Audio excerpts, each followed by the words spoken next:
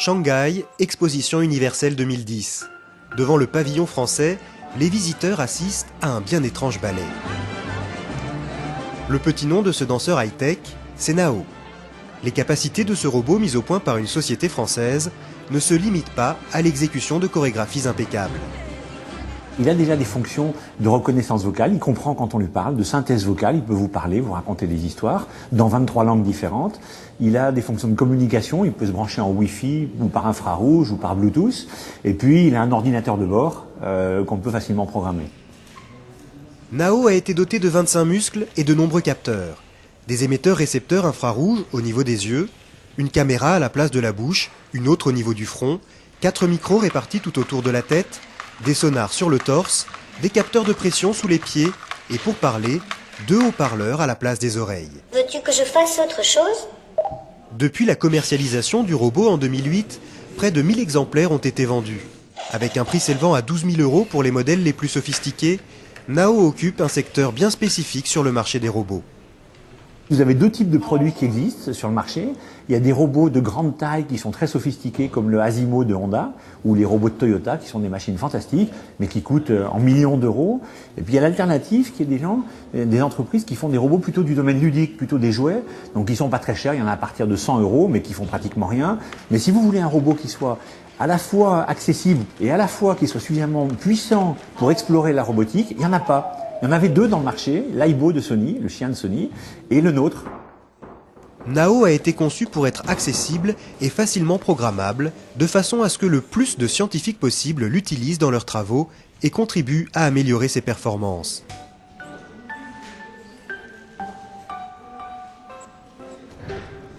Par exemple, ici à Bordeaux, ces chercheurs s'intéressent à la meilleure façon d'apprendre à un robot à reconnaître de nouveaux objets.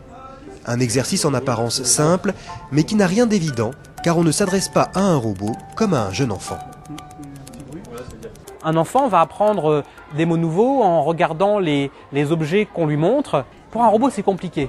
Et si par exemple on lui montre avec le doigt un objet, eh bien très souvent, par exemple, il va même pas voir le doigt parce qu'il a un champ de vision très différent du nôtre et nous on comprend mal son champ de vision. Il est donc indispensable de développer des outils permettant à l'homme et à la machine de se comprendre. Ces interfaces doivent être utilisables par le plus grand nombre. Donc, les technologies qu'on développe, on doit les faire essayer à monsieur tout le monde. Aujourd'hui, les chercheurs testent 2 interfaces auprès du grand public.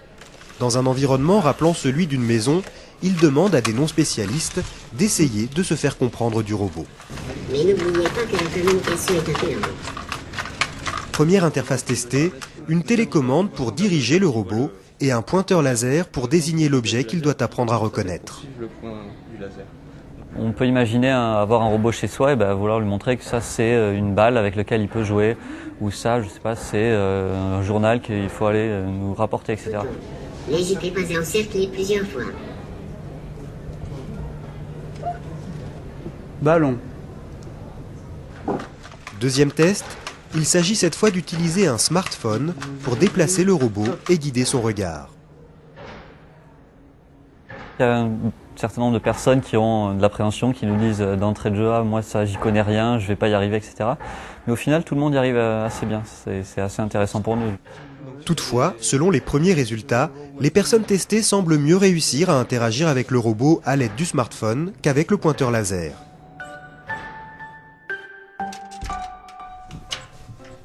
Changement de décor. Cette fois, nous sommes à Paris. Ces chercheurs travaillent sur la gestuelle du robot. Ce qu'on essaie de faire, c'est que le robot puisse avoir ses gestes expressifs. Donc, faire des gestes amples, faire des gestes assez compliqués, ce qu'on appelle des gestes iconiques, qui représentent des objets, des images. Hi, I'm Poppy. Plus généralement, les scientifiques de cette équipe s'intéressent à la communication non verbale, c'est-à-dire à toutes ces informations que l'on ne dit pas, mais que l'on transmet à son interlocuteur par une attitude, une expression du visage ou encore un geste. Pour leurs travaux, ils se servent d'agents virtuels comme ce personnage, Greta, auquel ils cherchent à donner une expression et des gestes cohérents avec le discours prononcé. On donne en entrée les informations que doit dire l'agent. Donc ici, là, il va y avoir le texte, il va être augmenté des intentions communicatives.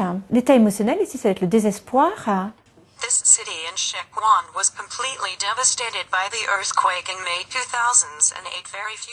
Le programme Greta, développé depuis 10 ans, a été adapté pour piloter la gestuelle du robot et améliorer ses talents de conteur.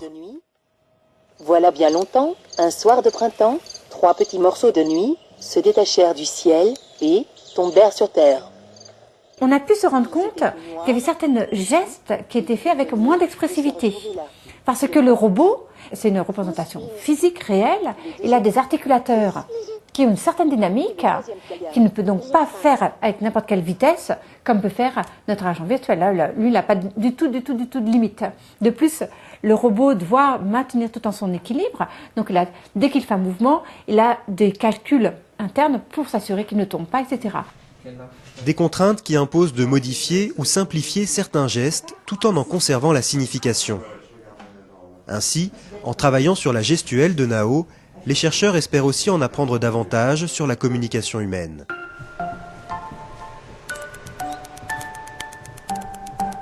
Je ne suis pas en colère. Qu'est-ce qui t'énerve comme ça? Dans ce laboratoire, à Orsay, on tente d'apprendre au robot à cerner l'état émotionnel de son interlocuteur uniquement au son de sa voix. Tu as l'air heureux. Bravo Nao. À terme, le but est d'adapter le comportement du robot en fonction des situations. Je peux détecter la colère, la tristesse et la joie, ou si tu n'exprimes pas d'émotion.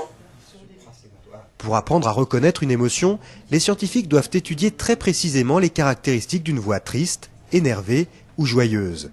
Les travaux antérieurs menés à partir de phrases prononcées par des acteurs se sont avérés peu probants car les intonations restaient trop artificielles.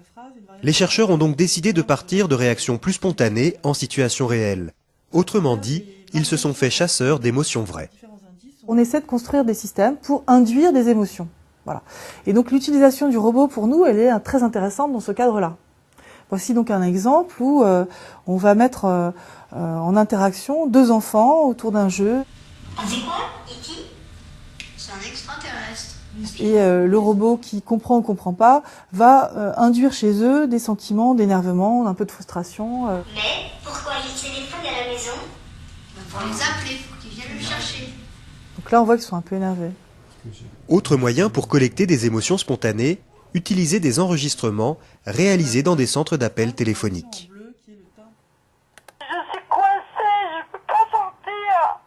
Ces différents enregistrements sont méticuleusement analysés. Les chercheurs tentent d'en extraire les caractéristiques qui différencient chaque type d'état émotionnel. Les grandes différences vont être liées au rythme, à l'intensité de la voix et au timbre de la voix. Donc nous, on est sur des prédictions de 75% à peu près de détection, par exemple, de la colère ou de la joie dans des stimuli.